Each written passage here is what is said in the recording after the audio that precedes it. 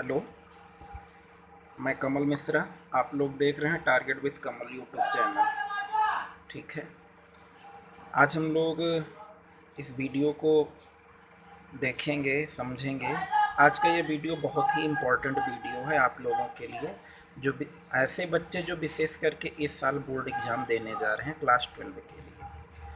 कोविड-19 को देखते हुए अप्रैल से सेशन आपका चलना था, लेकिन 15 मार्च से लेकर के आज ये हमारा जो वीडियो 21 जुलाई को बनाया जा रहा है, आज तक आप जान लीजिए कोई भी क्लासें आपकी बिल्कुल विद्यालय में नहीं चल पाई हैं, वो आप चाहे जिस विद्यालय में पढ़ते हुए।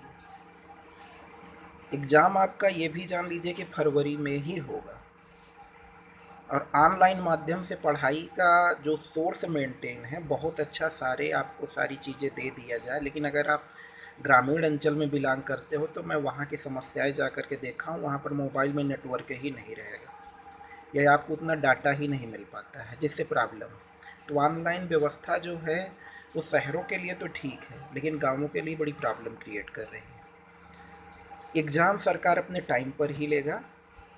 अगर आज का आप न्यूज़पेपर उठा करके देखेंगे तो उसमें ये दिया गया है कि यूपी बोर्ड हो चाहे सीबीएसई बोर्ड हो, सबके 30% सिलेबस को कम कर दिया गया है। 30% कम किया गया, लेकिन 70% फिर भी आपको देना है। प्रेजेंट टाइम में जो कंडीशन दिखाई पड़ रही है उसके बेस पे तो ये लगता है कि ये हमारे स्कूल कॉलेज अक्टूबर के पहले खुलने वाले नहीं हैं। पढ़ाई आपकी कितने दिन होनी है? अक्टूबर, नवंबर, दिसंबर में ठंडी स्टार्ट हो जाएगी, विंटर वैकेशन होगा। पिछले साल के जैसे देख लीजिए, पूरे महीने भर आपकी पढ़ाई डिस्टर्ब थी। इसमें ये नहीं देखिए का टीचर कोर्स पूरा करता है कि नहीं करता है, विद्यालय वाले करवा पाते हैं नहीं करवा पाते, उससे मतलब नहीं है। पेपर आपको देना है, आपको अपने बारे में सोचना समझना पड़ेगा। अभी तक जैसे मान लीजिए अगर आप कोरोना को देख करके, कोविड-19 को देख करके अगर पढ़ाई नहीं भी स्टार्ट किए होंगे तो अब आप बिल्कुल कर दीजिए। वो आप चाहे जहाँ से बिलोंग करते हो, चाहे आप गांव के स्टूडेंट हो चाहे शहर के स्टूडेंट हो। मैं केमिस्ट्री सब्जेक्ट का टीचर हूँ, आप लोगों को केमिस्ट्री की टीचिंग मैं करता हूँ। तो केमिस्ट्री सब्जेक्ट के बेस पे मैं आपको यूपी बोर्ड का सिलेबस बता रहा हूँ, वो कौन कौन से टॉपिक हैं जो यूपी बोर्ड के सिलेबस से हटा दिए गए।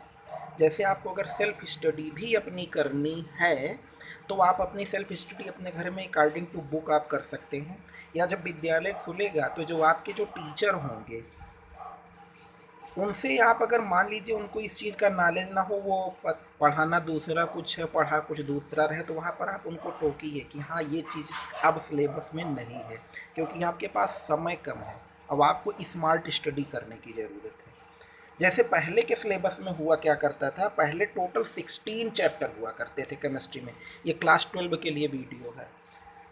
16 चैप्टर में अब 3 चैप्टर को पूरी तरीके से हटा दिया गया, पूरी तरीके से। अब आपको जो पढ़ना है 13 चैप्टर पढ़ना है, 13। और 13 चैप्टर में भी कुछ ऐसे टॉपिक हैं जिनको हटाया गया। अब इस वीडियो को देखने के लिए विशेष करके जो 12 के स्टूडेंट हैं वो कापी और पेन लेकर के ज़रूर बैठ जाए, क्योंकि मैं बड़ा इम्पोर्टेंट चीज़ आपको बताने चल रहा हूँ। जैसे पहला चैप्टर, सबसे पहला मेरा ठोस अवस्था की शुरुआत होती थी, सॉलिड स्टेट की। सॉलिड स्टेट पहले पेपर में 3 नंबर का आता था, लेकिन अब सॉलिड स्टेट का क्वेश्चन आपके पेपर में 5 नंबर का आएगा। उसमें क्या क्या चीज़ें हटा दिया गया है? विद्युतीय चुंबकीय गुण जो होते हैं, मतलब जो इलेक्ट्रिसिटी और मैग्नेटिक की जो मेरिट्स होती है, धातुओं का जो बैंड सिद्धांत होता है, इसको हम लोग पढ़ाते समय आपको बताते हैं बेटा ये चीज़ आप फिजिक्स में भी पढ़ते हो। ये पूरा पोर्शन यहाँ से हटा दिया गया है। चालक क्या है, अर्धचालक क्या है, सुचालक कुचालक क्या है, और एनपी प्रकार के जो अर्धचालक हैं, ये टॉपिक आपके सिलेबस में नहीं है। थोड़ा स्पीड में मैं बताऊंगा, आप वीडियो को पुश करके भी देख सकते हैं, क्योंकि वीडियो मेरे लंबे ज़्यादा ना हो। दूसरा चैप्टर बिलियन, बिलियन का आज भी वही इंपॉर्टेंट रोल प्ले करेगा। न्यूमेरिकल 100% फिक्स है। पहले जो न्यूमेरिकल का 6 नंबर का क्वेश्चन था, अब की बार के सिलेबस में 8 नंबर का कम से कम क्वेश्चन आएगा। बिलियन पहले ये 5 नंबर का आता था, अब की बार बिलियन को 7 नंबर कर दिया गया है, क्योंकि जो 3 चैप्टर हटाए गए उनके नंबर को एडजस्ट किया गया है। 2 नंबर ठोस अवस्था में दे दिए और 2 नंबर यहाँ पे बढ़ा दिए। इसमें 1/2 गुणांक बिलियन की कुछ वीडियो मेरे इस यूट्यूब चैनल पर हैं, अगर आप उनको देखिएगा तो देख सकते हैं। बाकी अब इस चैनल पे बहुत वीडियो नहीं डाल रहा हूँ, ठीक है। 1/2 गुणांक वनठा गुणांक का टॉपिक हटा दिया गया है, और असामान्य आणविक द्रव्यमान ये एक टॉपिक था, इसको भी हटा दिया है। बाकी सारी चीज़ें बिल्कुल वैसे ही हैं। इसके बाद आता है इलेक्ट्रोकेमिस्ट्री। इलेक्ट्रोकेमिस्ट्री पहले भी 5 नंबर का था, आज भी 5 नंबर का है। इसमें वैद्युत अपघटन के नियम जो फैराडे के नियम थे उसको हटाया गया है।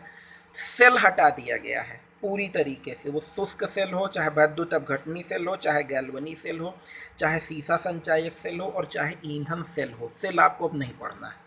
सेल हर साल आता था, लेकिन अब सिलेबस आपको सेल को पढ़ना ही नहीं है। और संक्षारण एक टॉपिक था, लोहे में जो जंग लगने की क्रियाविधि वगैरह होती, ये भी सिलेबस से हटाया गया। केमिकल काइनेटिक्स रासायनिक बलगतिकी 5 नंबर पहले भी था, 5 नंबर अभी भी है, छोटा चैप्टर है, इम्पॉर्टेंट है। इसमें अभिक्रियाओं का जो संघट्टवाद का सिद्धांत था, अभिक्रिया का टक्कर सिद्धांत है, जब अणु एक दूसरे से जाकर के टकराते हैं तब ये क्रिया करते हैं। टक्कर सिद्धांत जो है इसको भी हटा दिया गया है सिलेबस से, ठीक है। इसके बाद इसकी सक्रियण ऊर्जा, मतलब इसमें एक टॉपिक था सक्रियण ऊर्जा, एक्टिवनेस एनर्जी, और आर्हीनियस समीकरण को हटाया गया है। पृष्ठ रसायन में उत्प्रेरण का पूरा टॉपिक हटा दिया गया है, ठीक है। और कोलाइड वाले जो टॉपिक है इसमें पायस और पायस का जो टाइप्स होते हैं उसको हटाया गया है। पहले 4 नंबर का था, अब ये 5 नंबर का पेपर हो गया। मेटलर्जी पूरा चैप्टर हटा दिया गया है। धातुओं का निष्कर्षण सिद्धांत, ये एल्युमिनियम कॉपर, ये पूरी मेटलर्जी आपकी हट गई। पी ब्लॉक पहले भी इम्पोर्टेंट था, आज भी इम्पोर्टेंट है। पी ब्लॉक 7 नंबर का चैप्टर है। इसमें फास्फोरस, जो आप पी ब्लॉक में नाइट्रोजन फैमिली पहले थी, नाइट्रोजन फैमिली में जो फास्फोरस का टॉपिक पढ़ते थे, फास्फोरस पूरा हटा दिया गया है। नाइट्रोजन पूरा आपको पढ़ना है, नाइट्रोजन के जो ऑक्साइड थे उनको भी हटाया गया है। ऑक्सीजन परिवार में सिर्फ सल्फ्यूरिक अम्ल का औद्योगिक उत्पादन अकेले हटाया गया है बस, तो ये इम्पॉर्टेंट है। बाकी आपको हैलोजन फैमिली, इनर्ट गैस बिल्कुल वैसे ही है। डीएफ ब्लॉक में बहुत अच्छी चेंजिंग की गई है, ये तो थोड़ा मेरे मन का भी हुआ है, क्योंकि इसमें के रिएक्शन आपको बहुत डिस्टर्ब करते हैं। पोटेशियम परमैंगनेट और पोटेशियम डाइक्रोमेट डी ब्लॉक का पूरी तरीके से हटाया गया है। एफ ब्लॉक में लेंथेनाइड आपको पढ़ना है, लेकिन रासायनिक अभिक्रियाशीलता उसकी भी नहीं पढ़ना है। और एक्टिनाइड जो एफ ब्लॉक वाला है आपका, एफ ब्लॉक में एक्टिनाइड जो श्रेणी है 90 से 103 तक के एलिमेंट्स, इसको पूरे हटा दिए गए। कोऑर्डिनेशन कंपाउंड से, हाँ, डीएफ ब्लॉक पहले 3 नंबर का आता था, 4 नंबर का है। कोऑर्डिनेशन कंपाउंड से जो हम लोगों का चैप्टर है ये पहले 4 नंबर का था, अब 6 नंबर का आएगा, मतलब इसकी IUPAC खूब अभी से प्रैक्टिस करो आप लोग। इसमें समावयवता त्रिविम हो चाहे संरचना पूरा हटा दिया गया। दैनिक जीवन में इसका उपयोग क्या है, गुणात्मक विश्लेषण, ये भी है। Haloalkane, haloarene 4 number पहले आता था, अब 5 नंबर है, यहाँ से ऑर्गेनिक की शुरुआत होती है। डाइक्लोरोमेथेन, ट्राइक्लोरोमेथेन मतलब क्लोरोफार्म, टेट्राक्लोरोमेथेन, आइडोफार्म, फ्रेयान, DDT का उपयोग, ये सारी चीज़ें हट चुके हैं, ठीक है। एल्कोहल फिनाल ईथर में बहुत ज़्यादा चेंजिंग नहीं की गई है। मेथिल एल्कोहल एथिल एल्कोहल का उपयोग अकेले हटा है, रिएक्शन सारे हैं, बनाने की विधियाँ सब कुछ है, सिर्फ थ्योरी की चीज़ें हटाई गई हैं जो आपको नंबर ज़्यादा देते थे। एल्डिहाइड कीटोन कार्बोक्सिलिक पहले 5 नंबर का था, पूरा 6 नंबर का आएगा, इसमें से कुछ भी नहीं हटाया गया है। नाइट्रोजन युक्त कार्बनिक यौगिक में आप एमीन पढ़ते थे, साइनाइड पढ़ते थे, आइसोसाइनाइड, डाइजेनियम। एमीन आपको पूरा पढ़ना है, साइनाइड आइसोसाइनाइड पूरी तरीके से हटा दिया गया है, डाइजेनियम साल्ट भी हटा दिया गया है। जैव अणु बायोमॉलिक्यूल्स बहुत इंपॉर्टेंट चैप्टर था, इसमें आप सबसे पहले कार्बोहाइड्रेट होता है। कार्बोहाइड्रेट्स में आप मोनोसेक्राइड्स पढ़ोगे, ग्लूकोज पढ़ना है, फ्रक्टोज पढ़ोगे, लेकिन ये आपके जितने ओलिगोसेक्राइड्स होते हैं, सुक्रोज, लैक्टोज, माल्टोज, पॉलीसेक्राइड्स में जो स्टार्च वगैरह ये सारी चीज़ें होती हैं, इसको हटाया गया है। विटामिन्स पूरे तरीके से हटा दिए गए हैं। ये सब, हालांकि ये सबको हटाना नहीं चाहिए था, ये बड़ा इंपॉर्टेंट चैप्टर थे, आपको आगे भी कंपटीशन में काम देते। थ्योरी की चीज़ें हटा दी गई हैं।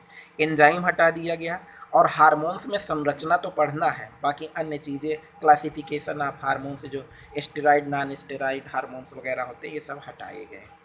इसके बाद आता है बहुलक, पहले था, बहुलक अब पूरी तरीके से हटा दिया गया, पॉलीथीन, टेफ्लॉन वगैरह। दैनिक जीवन में रसायन, इसको तो कोई टीचर पढ़ाता भी नहीं था, इसको तो बच्चे अपने से पढ़ लेते थे, इसको पता नहीं क्यों ये लोग हटाए हैं, लेकिन हटा दिया गया है ये भी। तो मेरे बच्चों, ये आपका पूरा सिलेबस था जिसको मैंने बता दिया है। और क्लास 11th का भी सिलेबस में क्या क्या चेंजिंग की गई है, 9th में क्या चेंजिंग की गई है, 10th में क्या चेंजिंग की गई है, अगर आप उसको कहोगे तो हालांकि मैं इंटर का टीचर हूँ तो मैं 11 12 तो आपको बताऊँगा, लेकिन अन्य किसी भी विषय में क्या चीज़ें हटाई गई, क्या चीज़ें जोड़ा तो कुछ नहीं गया है, क्या क्या हटाया गया है, आप हमारे वीडियो के नीचे कमेंट कीजिएगा। जिस सब्जेक्ट के बारे में आपको जानकारी नहीं मिलेगी उसको मैं बता दूंगा। धन्यवाद। अपना सुरक्षा करिए खुद से, अपने घर में रहिए, ठीक है, स्वस्थ रहिए। Okay, bye.